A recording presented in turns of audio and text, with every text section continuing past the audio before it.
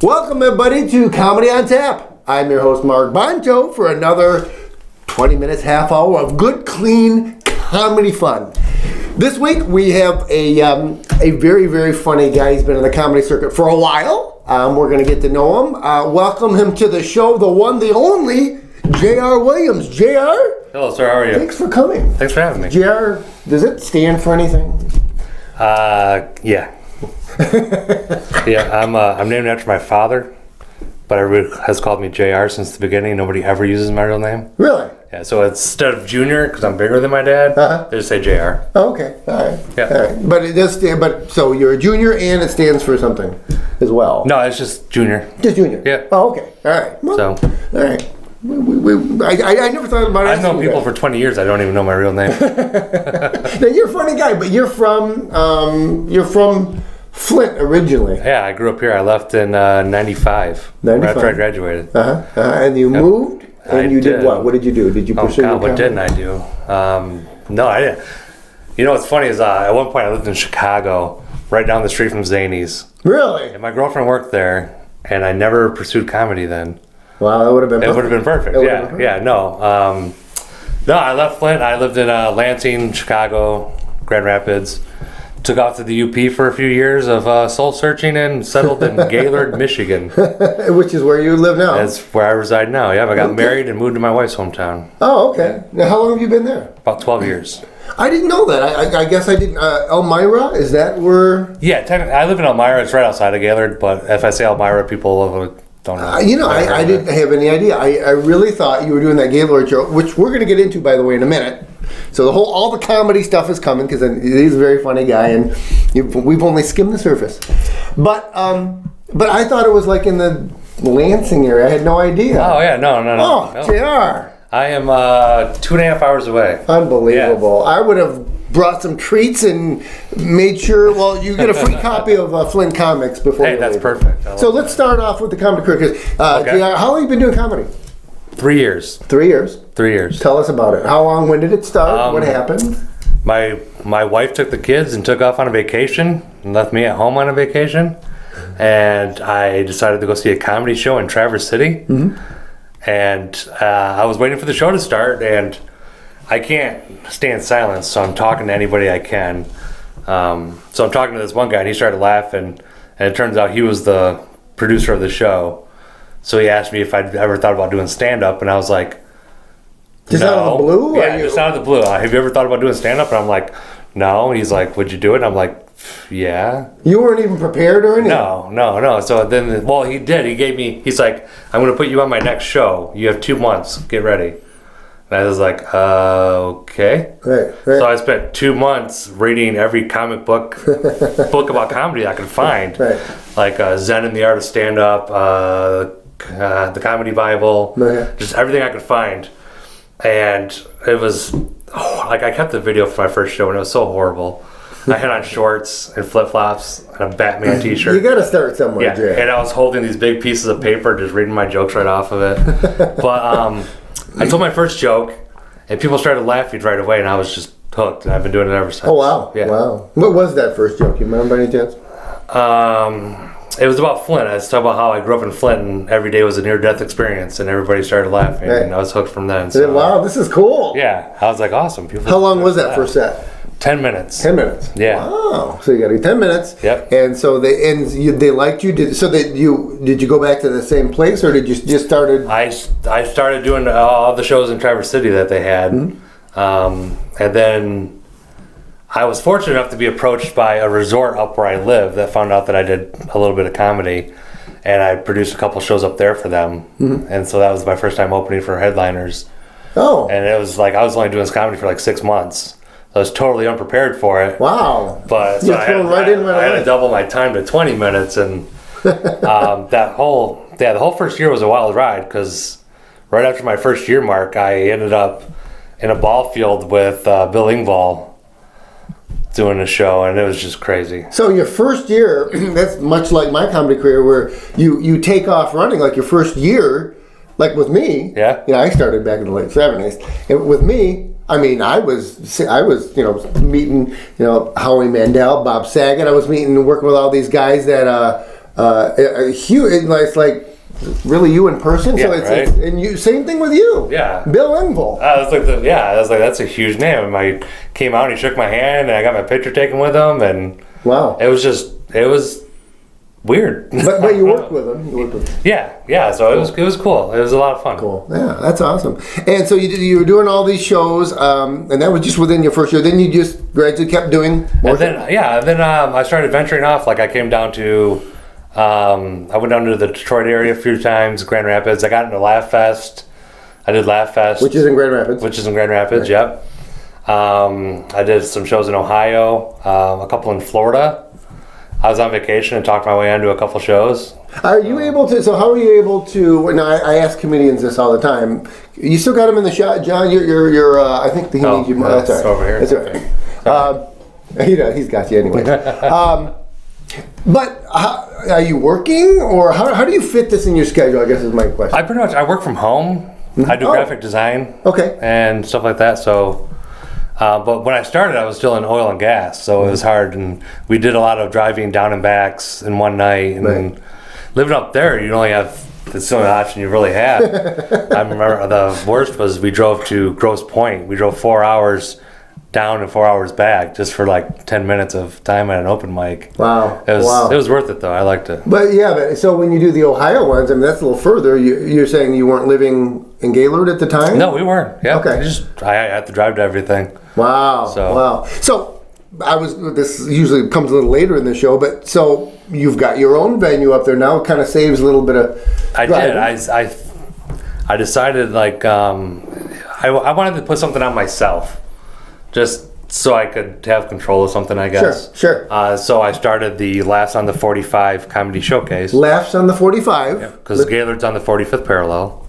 Okay. So we did that, and our first show was last weekend in the middle of a snowstorm. Wow. Yep. And everybody made it safe. I had a few cancellations. It was funny, all the people that canceled were the ones that lived in like Traverse City. Right. Like I even had one guy come out from Indiana, and he made it okay. Wow. But it was a snowstorm, but it was still a good turnout. And everybody was real happy with it. So the comedians came. Yep. The audience came. Oh, yeah. And that was the first one you done? First one I've done myself, yeah.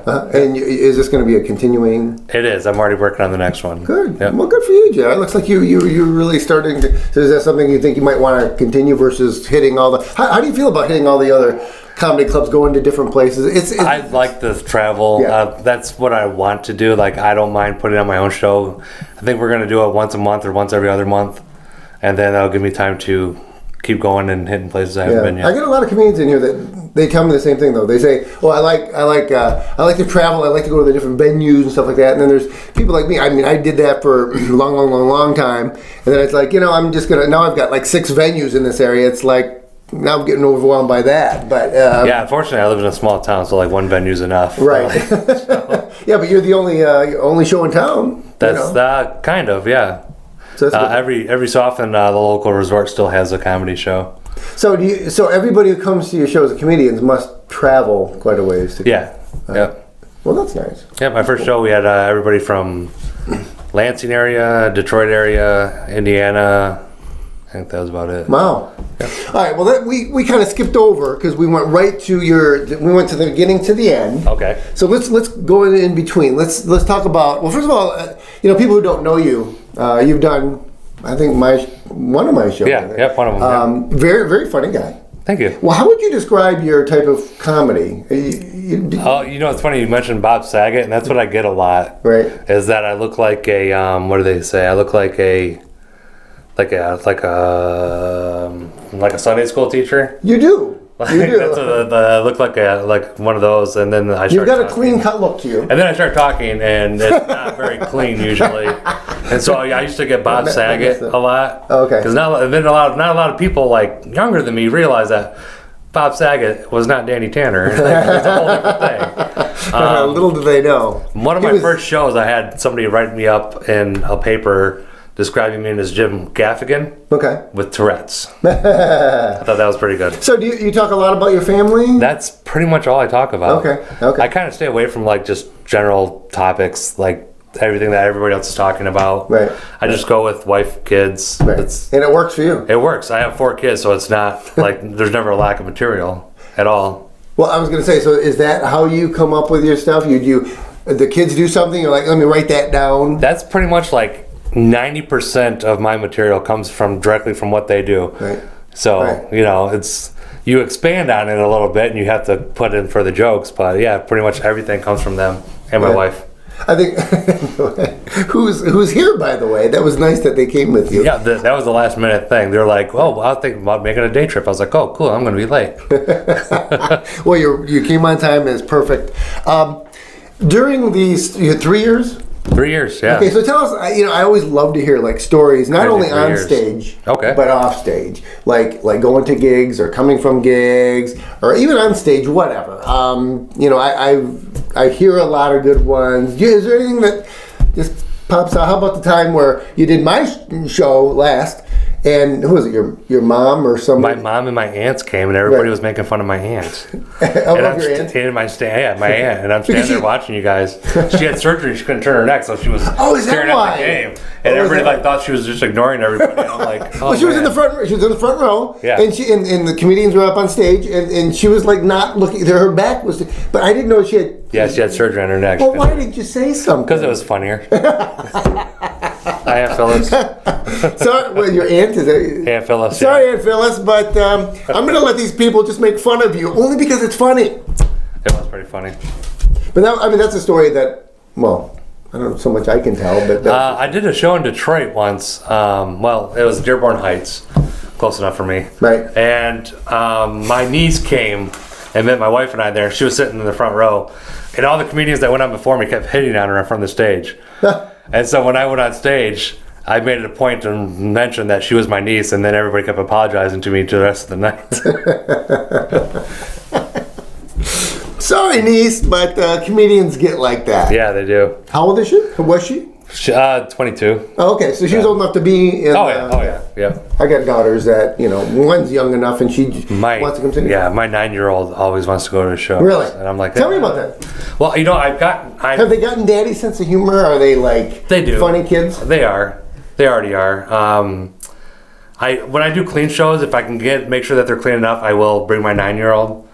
All of them have seen me perform once, and the younger ones weren't really interested in what Daddy was doing. They wanted to go play on the playground. Right. I did a show for Commission on Aging not too long ago, and my daughter came with me, and she actually announced me. No. So I took a video of her announcing me to go up, and it was really cool. And then she kept walking up, wanting to be part of the show. And so I just gave her got the a kick out of mic and it. let her do a couple kids jokes. Oh, And, that's great. Yeah, it was a lot of fun. That's great. I liked it. So what about your other? You said you have 4 kids? I have 4 kids. I have Emma is 9, Jackson and Xavier are 5 and 3, and then I have a 7-month-old baby Amelia. Really? 7 Yeah. months? I think you talked to me about that the Yeah, last time. she's my favorite. She's your favorite? Yeah. Of course, Oh, yeah. of course. I mean, we all got to have a favorite. My favorite was always like whoever annoyed me the least, Right. and for the last 7 months it's been her. So she's pretty sweet. She's Tim the one Hawk- that looks at me and smiles Right. first thing in the morning. Nobody. The other ones, the other Not ones. even my wife does that. Well, you'll find. How long have you been married? 12 years. Okay, well then you'll find that happens. Oh yeah. And then we found out like she doesn't poop, like hardly at all. Your wife or the baby? The baby. Oh, okay. The baby. And so with the doctor's like, well, we got to find out if there might be something wrong with her. I'm like, okay. Fortunately, no, there's nothing wrong at all. It's just another reason to love her more is that she doesn't poop that much. So I don't have to worry about it. Listen, you are my favorite. I don't have to spend money on diapers for you. Exactly, right? Like, you're the best because you never poop on Dad. Now, did the other ones, were they Oh, yeah. poopers? Poop machines. They were poop machines. Our oldest, when she was a baby, I have a picture of it still. I wasn't home, but I got a picture of the aftermath. She let one go in the middle of a change, and it went all over Really? the door and across the hall into the bathroom like a spray. It was awful. I got the picture for her when she graduates. Are you gonna put up for all her friends and everyone? to Oh see? yeah. Just like my 5-year-old, I have a picture of him dressed up as Tinkerbell. That's going up too. Oh, you can bribe. You're not gonna clean your room? Yeah, right. This is going on the Yes, internet. this one's going on the internet. No, they'll kill him. Oh yeah. Wow. Tim Hawkins has it. You know Tim Hawkins? I do. He's got a thing about the kids and having a favorite, and he goes, "You're my favorite. You're just not my favorite right now." He's got like 4 kids. That's funny stuff. Have you ever thought about putting that in your set, or do you? stuff like that. That's good. Yeah. I don't remember Lately, you- I've been saying like I say something about. Usually, I start with like, "I'll see what happened this year." I was like, "Oh, I became a father." Right. Everybody starts clapping. Usually, I Right. say for the 4th time. Oh, yeah. And then it stops. Why is that? Yeah, because they're like, "God, were you trying to get your own TV show?" Or, and then I say, "There's only so much to do in our town." That's good. And then I say that the daughter is my favorite, and there's always women there like, like make Really? a face at me, and I'm like, I'm allowed. You're a to say I'm comedian. favorite. You're being funny. Exactly. Yeah. I've caught my kids trying to see me on YouTube, so I've had to make those videos private, Yeah. so that I could send links to people. They and not know have my kids see them. even the 3 and the 5-year-old. They know you link them together. By the way, do you get that mixed up? The 3 and the 5? Yeah. I don't get it mixed up because they are totally separate characters. Yeah. They look a lot alike, but they're oil and water. Yeah. Yeah. So do you think any of your kids are going to grow up to? They're funny. I mean, are they going to grow up to be comedians? I think the 5-year-old might. He's Right. Every night at dinner, he's the one that always likes to make up knock jokes. Really? Every night at dinner, we tell knock jokes. Yep, and he has the best laugh ever. Well, there you go. So- That's great for a comedian, Exactly. especially for a comedian dad. I always laugh at myself when I'm on stage. What were, well, you get some good stuff. What were you like growing up? Like, were you funny growing up? I'd like to think I was. I was always a goofball. Like I wasn't like voted like class clown or anything, and Right. but yeah, I mean I kind of was. I always tried to be the center. I was a middle child to divorced parents, so whatever got me some attention, that was That would be it. it, So yeah. making people laugh, that was definitely it. So you had no idea though that you'd be going to comedy until that first time that the guy. That the first time that Wow. I've just been doing it ever since. Wow. So you'd never done it in Flint then before you'd done Before mine? I did your show. Oh, yeah. wow, wow. Actually, no, I did one. I did one on Dort Highway at JW's. Oh, okay, yeah. I did one show there. Yep. Okay. All right. Okay. So did we get any good stories? You were telling about the. Rewind this a little bit. Did you tell us any good stories? From being on the road? Well, I mean, you do a lot of driving. Yeah. Yeah. So any going to and from comedy show stories? Yeah, I have my father-in-law came to a show with me. I did in Royal Oak. Mm-hmm. And it's always weird to have one of my in-laws at my shows, considering how dirty I talk about their daughter. And as soon as I tell the joke, I try not to look at them for a while. Right. Oh, sure. But my father-in-law was with me, and I'm standing there, and he was off like next to me, but not right next to me. At the show. At the show, Okay. I was in the crowd waiting to go up, and a fellow comedian came up and offered me some marijuana right there in front of my stepfather or my father-in-law, and I said, okay. And then he just stared at me like, really? And I ended up giving it away to somebody else, but that's like one of the things I told him. I was like, it happens at every single show, and my Right. wife still laughs about it. Yeah. Oh, yeah. Of Oh, course. yeah. She's like, my brother found out. He's like, I want to do comedy. I was like, that's the wrong reason. That's definitely the wrong reason. What do you do when you go? A lot of comedians have like routines or special preparatory stuff to get ready. Do you have anything like that? Yeah, I do. There's 2 songs I have to listen to every time before I go on stage. That's already weird, JR. Right. The first one is Joe Esposito from the Karate Kid soundtrack. You're the best around. There you go. That's the first one. Confidence building. Yeah, and then the second one I always have to hear is Eminem, the song from 8 Mile.